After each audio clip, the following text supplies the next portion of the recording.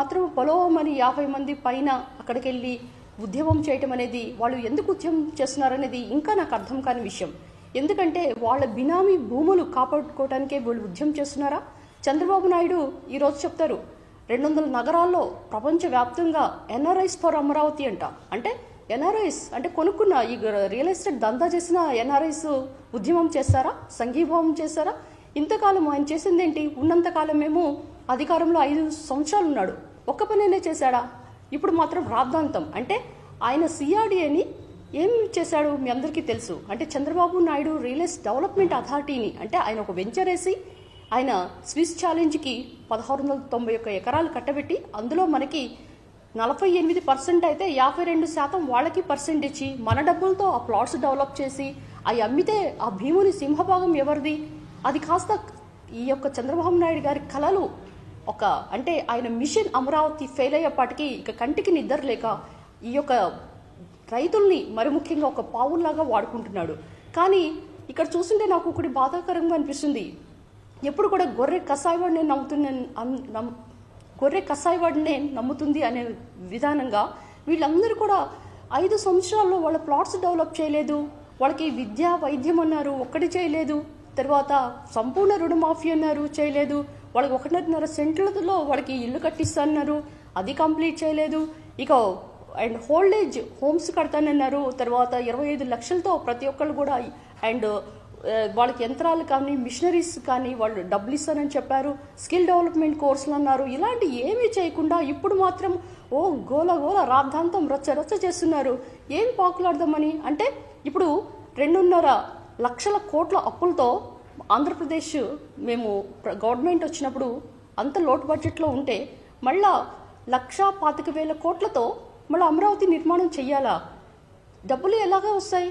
అంటే ఈ డబ్బులు తీసుకొని మేము సంవత్సరానికి 8 నుంచి 10 వేల కోట్లు అప్పులు కట్టాలా, వడ్డీ కట్టాలా? సో చంద్రబాబు నాయుడు గారు ఆయన ఉన్నంత కాలంలో 5,800 కోట్లు మాత్రమే ఖర్చు పెట్టాడు. అంటే సంవత్సరానికి 1,200 కోట్లు మాత్రమే ఖర్చు పెట్టాడు. ఆయన మాత్రం అన్ని కమిషన్లే అసైన్ భూములు లాక్కున్నాడు. 4,500 ఎకరాలు దాని గురించి ఇప్పుడు సిట్ కూడా ఎంక్వైరీ చేస్తుంది. రైతు కూలీలు తర్వాత ఈ యొక్క పూలింగ్కి ఇచ్చిన ప్రజలు వాళ్ళందరూ కూడా ఆల్మోస్ట్ 34,000 ఎకరాలు ఇస్తే మరి అడవి భూములు తర్వాత కొండ ప్రాంతాలు ఇతర ప్రాంతాలు కలిపి టోటల్ ఆ యొక్క 15,000 మొత్తం కలిపి టోటల్ మనకి 54,000 ఎకరాలు అయినాయి.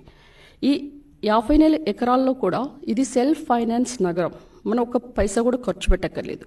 వాళ్ళకి మనము వాళ్ళ యొక్క కమర్షియల్ అండ్ రెసిడెన్షియల్ ప్లాట్స్ ఇచ్చి డెవలప్ చేసి ఎవరికైతే మెట్ట ప్రాంతం ఉందో వాళ్ళకి 30,000 మనము కౌలిస్తామని చెప్పాం. తర్వాత ఎవరికైతే సాగు భూమి ఉందో వాళ్ళకి 50,000 ఇస్తామని చెప్పాం. అంటే 30,000 50,000 కౌలు, అది కూడా 10 సంవత్సరాలు. అది నమ్మి ప్రజలు ల్యాండ్ పూలింగ్ ఇచ్చారు. కానీ వీళ్ళు చేసిందేంటి?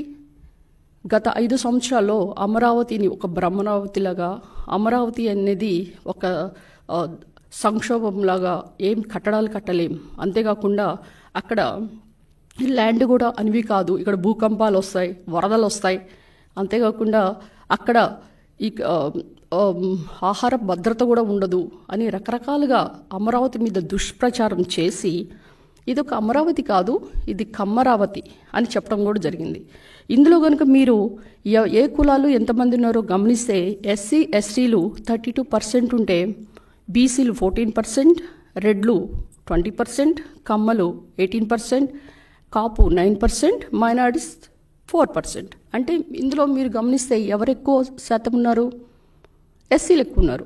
అంటే 5 నియోజకవర్గాలకి సమభాగంలో ఈ యొక్క అమరావతిని సృష్టిస్తే ఈ అమరావతి కానీ డెవలప్ అయితే ఇక్కడ ఉద్యోగాలు కానీ తర్వాత ఉపాధి కల్పించేది ఎవరికి? ఎస్సీలు కాదా, దళితులు కాదా? సో దళిత రాజధాని అయిన అమరావతిని కూడా మీరు కుళ్ళగొట్టు చేశారు. అంటే ప్రతి దాంట్లో కూడా ఎస్సీ ఎస్టీలకి ఇస్తానన్న 200 యూనిట్ ఫ్రీ కరెంట్ కూడా సర్వేల పేరుతో దాన్ని తొక్కేసి ఎవరైతే ఆ యొక్క భూముల్లో వాళ్ళకి ప్లాట్స్ ఇచ్చారో అక్కడ ఉంటేనే ఇస్తామని చెప్పుకుంటూ మీరేమి వాగ్దానాలు చేశారో అవన్నీ కూడా తుంగలో దొక్కారు.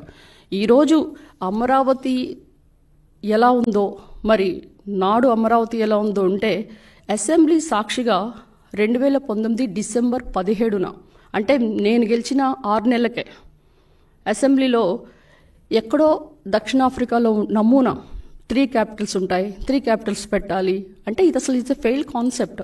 అలాంటి దాన్ని తెర మీదకి తీసుకొచ్చి కర్నూలు అంటే జ్యుడిషియల్ క్యాపిటల్, అమరావతి అంటే లెజిస్లేటివ్ క్యాపిటల్, వైజాగ్ అంటే ఎగ్జిక్యూటివ్ క్యాపిటల్ అనుకుంటూ దీన్ని విష ప్రచారం చేసి ఒక్క ఇటుకు కూడా వేయకుండా అమరావతిలో ఏ విధంగా కాలం వెళ్ళబుచ్చారో 5 సంవత్సరాలు మీకు తెలుసు.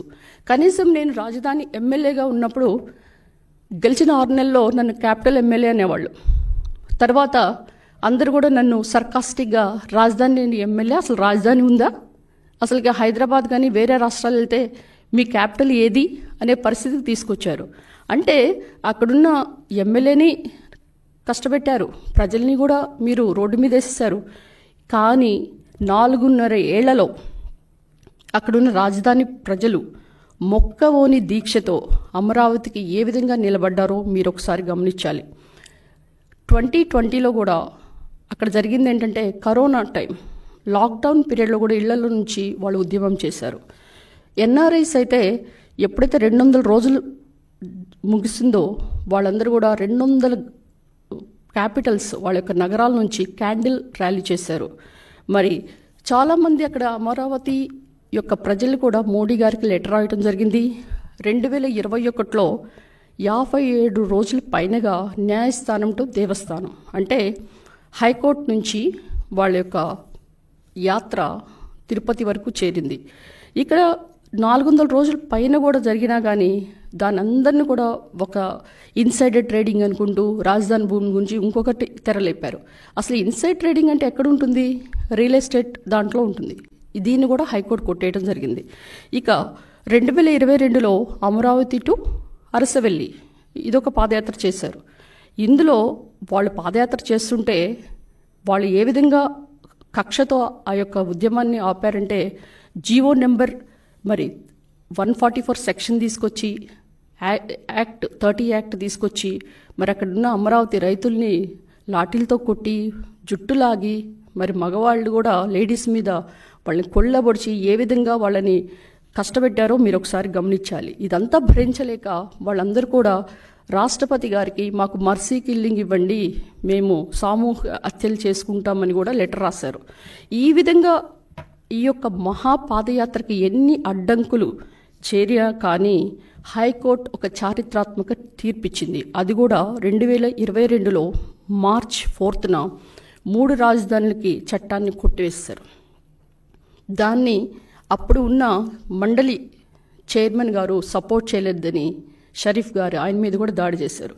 ఈ విధంగా మీరు గమనిస్తే ఈ యొక్క ఉద్యమం అనేది ఒక చారిత్రాత్మక ఉద్యమైంది. మరి 1631 రోజులంటే మీరు దాన్ని యాడ్ చేస్తే 1 + 6 + 3 + 1 అంటే 11. ఈ రాజధాని ప్రజల ఉసురు జగన్మోహన్ రెడ్డి గారికి తగిలి ఆయనకి 11 సీట్లోనే చతికిలు పడ్డాడు. ఈ విధంగానే మీరు గమనించాలి. ఎప్పుడైనా కానీ ప్రజల రాజధాని, కళల రాజధాని అమరావతిని ముట్టుకుంటే మీరు ఏ విధంగా భస్మం అయ్యారో కూడా మీరు గమనించాలి. ఇక గత 2024లోనే ఎప్పుడైతే ఎన్డీఏ కూటమి వచ్చిందో అమరావతి పనులు చకచక ప్రారంభమైనాయి. మనకి ఆల్మోస్ట్ ఇక్కడ ఉన్న అమరావతిలో బ్రాండ్ ఏదైతే ఉందో అది మసకబారిన బ్రాండ్కి చంద్రబాబు నాయుడు గారు మరి దాన్ని ఇమేజ్ని పునరుద్ధరించే ఉద్దేశంతో మరి దానికి కావాల్సిన పనులు కూడా ప్రారంభించారు. మనకు ఆల్రెడీ విట్, ఏఎస్ఆర్ఎం, అమృత యూనివర్సిటీస్ వచ్చినాయి. ఇప్పుడు కొత్తగా మనకి Tata innovations, bits Pilani law school and AI నగరంగా కూడా ఫస్ట్ ఏఐ నగరం కూడా మనకి ఇది తీర్చిదిద్దబడుతుంది. మరి క్వాంటమ్ కంప్యూటింగ్ విలేజ్ ఇది కూడా ఒక అద్భుతమైన కంప్యూటర్ విగానికి ఒక మంచి పేరుగా మనము ఏర్పాటుకి తాత్కాణంగా కూడా కనిపించవచ్చు.